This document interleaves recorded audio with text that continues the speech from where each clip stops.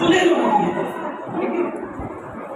যখনই আয়াতটা তিনি শুনলেন, সঙ্গে সঙ্গে বাদ্যযন্ত্রটা চার মেরে ভেঙে দিয়ে আল্লাহর কাছে তওবা করে নিলেন। ওগো আল্লাহ, অনেক ভুল করেছি, অনেক মদ খেয়েছি, সুদ খেয়েছি, হারাম করেছি, জিনা করেছি।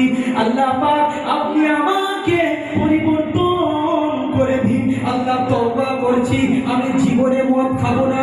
আল্লাহ, তওবা করছি, আমি জীবনে গুনার ধারে বারে যাব না। আমার আল্লাহ পাক এত দয়ার সাগর।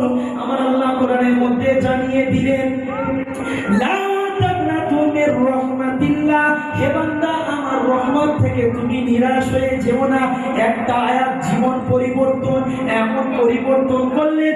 ইমাম বুখারী যে কিতাবটা আলেম হতে গেলে পড়তে হয় বুখারী শরীফ, যিনি ওই বুখারী শরীফটা ইমাম বুখারী যিনি লিখেছেন, উনার উস্তাদ হিসেবে এবং আবু হানিফা, ইমামে আজম আবু হানিফা আমাদের ইমাম, চার ইমামের এক ইমাম, ইমামে আজম আবু হানিফা, যারা ইক্তেদা করে আমরা নামাজ পড়ি।